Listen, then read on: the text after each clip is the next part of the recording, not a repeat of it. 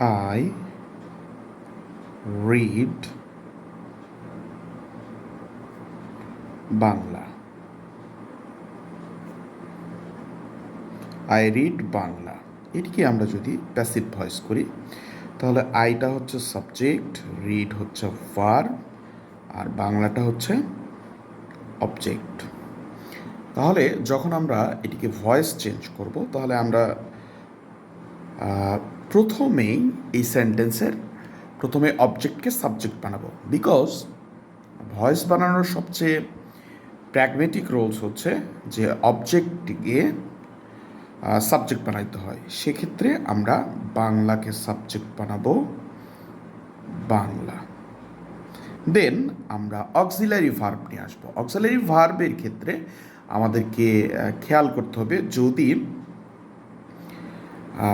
সাধারণ টেন্সের ক্ষেত্রে আমরা পরের টেন্স থেকে অক্সিলারি ভার্ব নিই, আর যদি কন্টিনিউয়াস টেন্স হয় তাহলে কন্টিনিউয়াস টেন্সের ক্ষেত্রে ওই কন্টিনিউয়াস টেন্সেরই অক্সিলারি ভার্ব নিতে হবে, সাথে একটা বিং বসাতে হবে। যেমন হচ্ছে এটা ভার্বের যেহেতু বেস ফর্ম আছে, অর্থাৎ ভার্বের V1 ফর্ম আছে, এটি প্রেজেন্ট ইনডিফিনিট টেন্স। এটিকে যদি আমরা ভয়েসে রূপান্তর, প্যাসিভ ভয়েসে রূপান্তর করি তাহলে আমরা প্রেজেন্ট কন্টিনিউয়াস থেকে অক্সিলারি ভার্ব নিয়ে আসবো, বাংলার সাথে ইজ বসবে, এজন্য আমরা ইজ নিয়ে আসবো। বাংলা ইজ রিড এর V3 লাগবে, কারণ আমরা জানি যে প্রত্যেকটা প্যাসিভ ভয়েসেই ভার্বের V3 ফর্ম বসে। আমরা রিডের V3 জানি, ঠিক এমনটিই থাকবে, কোনো চেঞ্জ হবে না। এরপর একটা প্রিপোজিশান বসবে 4 নম্বর অপশানে, জেনারেলি বাই প্রিপোজিশান বসে থাকে। জেনারেল সেন্টেন্সের ক্ষেত্রে যদি অন্য কোনো নিয়ম না থাকে তাহলে আমরা বাই ইউজ করি। আর লাস্ট অফ অল সাবজেক্ট যেটা আই রয়েছে, এটার অবজেক্টিভ ফর্ম বসাইতে হবে। আয়ের অবজেক্ট হচ্ছে মি।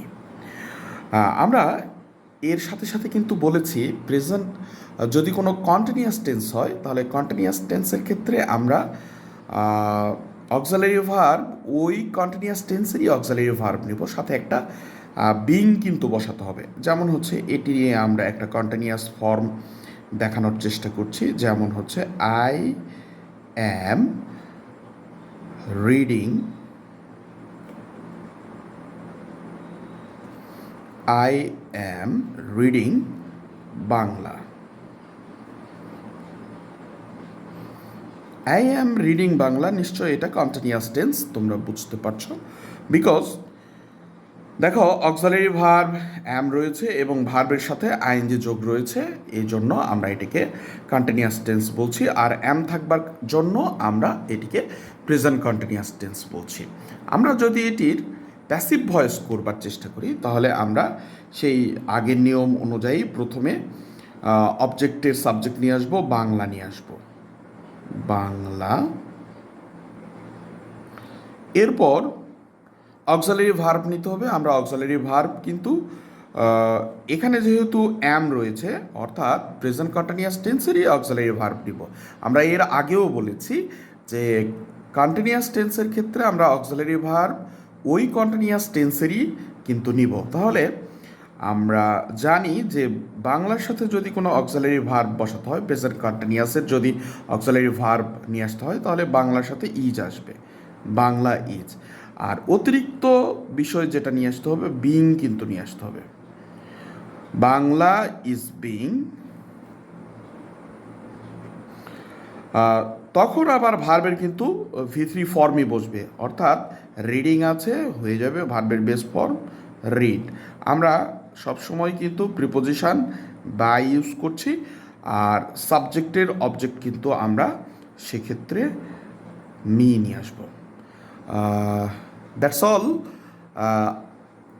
আশা করছি তোমরা বিষয়টি বুঝতে পেরেছ। যদি কোনো বিষয়ে তোমাদের ডাউট থেকে থাকে অবশ্যই কমেন্ট বক্সে কমেন্ট করে জানাবে। ধন্যবাদ সবাইকে।